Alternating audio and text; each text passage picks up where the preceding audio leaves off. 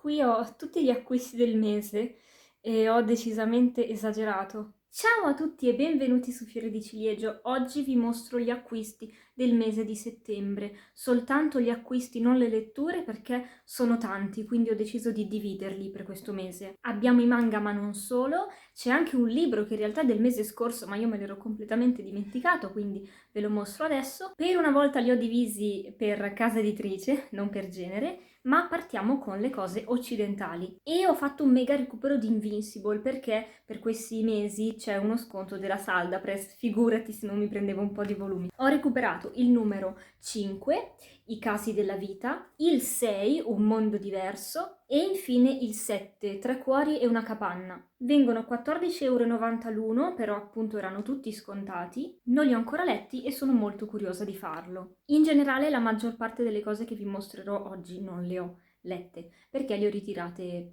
ieri, quindi sono tutte cose non lette quasi. Sempre per i fumetti occidentali abbiamo Angelos numero 1, edito Manga Senpai. Il prezzo era 6,90 €, io sono veramente curiosa di scoprire questa storia che è una novità. Credo sia la prima opera dell'autrice e davvero mi incuriosisce moltissimo, quindi aspettatevi un mio parere prossimamente. Eccoci giunti al libro che sicuramente conoscerete perché è famoso, io lo tiro fuori adesso, ma va bene. E si tratta di Pomodori verdi fritti al caffè di Whistle Stop. È stato un recupero appunto del mese scorso, non l'avevo mai letto e dopo averlo fatto l'ho prestato, quindi l'ho totalmente dimenticato. Comunque un libro bellissimo, mi ha convinta mia madre ad acquistarlo perché mi parlava di una storia d'amore tra due ragazze e quindi ho voluto prenderlo per scoprire, ed è ambientato nel 1900 in Alabama. È narrato in un modo particolare che fa dei salti a quello che è un presente ancora comunque sul finire del 1900, con una dei personaggi che è anziana e racconta le varie vicende, per poi passare agli anni prima a vedere queste vicende in prima persona, tramite anche alle pagine di giornale di questi luoghi. Particolarissimo come lo sono i contenuti, che passano dal commovente divertente al triste, estremamente triste. Però nel complesso è una storia veramente bellissima, che non pensavo mi sarebbe piaciuta così tanto. Inutile dire che non avevo neanche mai visto il film, ma cercherò di recuperarmelo prossimamente. E questo è edito Rizzoli al prezzo di 10 €. Tornando al fumetto, in particolare al manga, vi è mai capitato di acquistare un volume convinti di aver già letto il precedente, per poi ritrovarvi a prenderlo in mano, guardare lo scaffale e accorgervi che no, il precedente non l'avete nemmeno acquistato? Fatemi sentire meno sola, per favore, perché a me questo mese è successo con The Rising of the Shield Hero. Infatti sono corsa a recuperarmi il numero 12 perché avevo già il 13 e volevo leggerlo. È edito J-Pop al prezzo di 5,90 € e si tratta di un isekai. Io sono indietro con questa serie, ma cercherò di andare avanti il più presto perché mi ha proprio fatto venire voglia di continuare. Sempre per J-Pop, un recupero Boys Love questa volta, e stiamo parlando di Obsessed with a Naked Monster di Ogeretsu Tanaka. È ancora impacchettato, infatti non l'ho letto, e io ho preso questa versione deluxe che ha insieme quest'altro volumetto molto più sottile. Il prezzo era 8,90 € e fa da seguito alla serie Love Whispers, Even in the Rusted Night e The Proper Way to Write Love. Dovremmo trovare gli stessi personaggi. Questo volumetto extra dovrebbe essere forse un prequel e poi vediamo il resto della storia nel volume, che appunto è il primo di due. Questo mese ho fatto il mio primissimo scambio, ho detto addio al primo volume di Spice and Wolf che col senno di poi ho deciso di non continuare, e in cambio mi è stato mandato un volume che non credevo avrei mai visto con i miei occhi in questa vita, e stiamo parlando di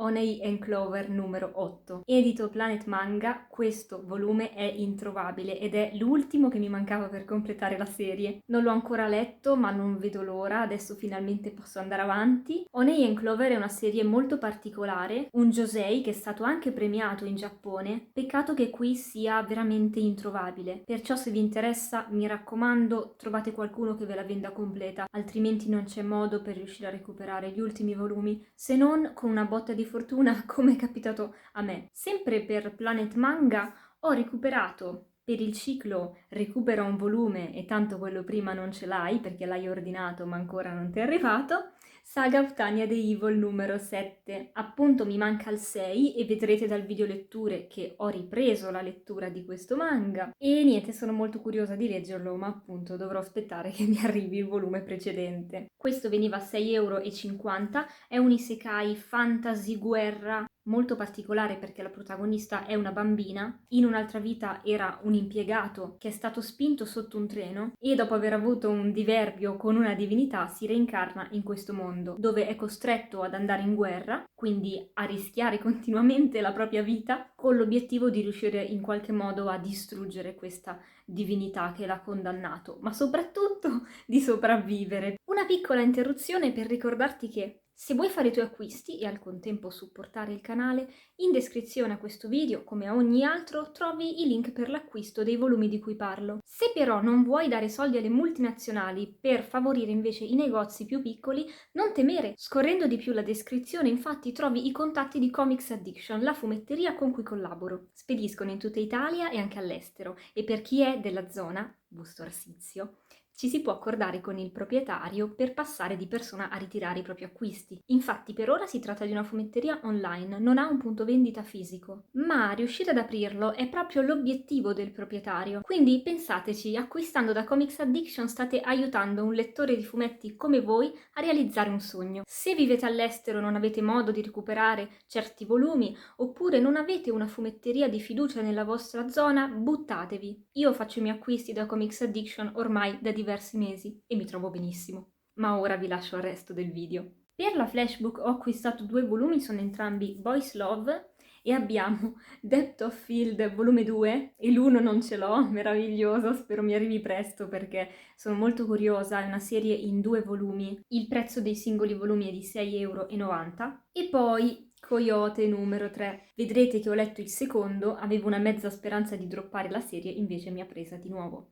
E tra l'altro ho visto che il quarto sarà l'ultimo, perciò va bene così. Questo veniva a 6,90 € e anche qui non vedo l'ora di leggerlo perché le vicende si sono fatte molto interessanti. Perché sì, è un boys love, ma abbiamo il sovrannaturale con i licantropi, una faida nella quale i protagonisti sono coinvolti. Per Star Comics PMI numero 13, la storia d'amore tra una ragazza che frequenta le superiori e un poliziotto. I volumi vengono 4,50 € e malgrado la romance manca abbastanza, le vicende si erano fatte interessanti e mi fa piacere continuare la lettura, ma comunque non l'ho ancora letto. Sempre per Star, Sunset Light numero 5, ultimo volume. Anche questo, come il precedente, è uno shoujo. Ve ne ho parlato in un video, quindi ve lo lascio qua in alto nelle schede, ma anche linkato in descrizione. Il costo è di 5,50 € a volume ed essendo questo il conclusivo sono veramente molto curiosa. Per Magic Press, La principessa sacrificale e il re delle bestie, volume numero 1. Io curiosissima quando hanno annunciato questo manga, non lo conoscevo, ma mi ha subito interessata, perciò ovviamente doveva essere mio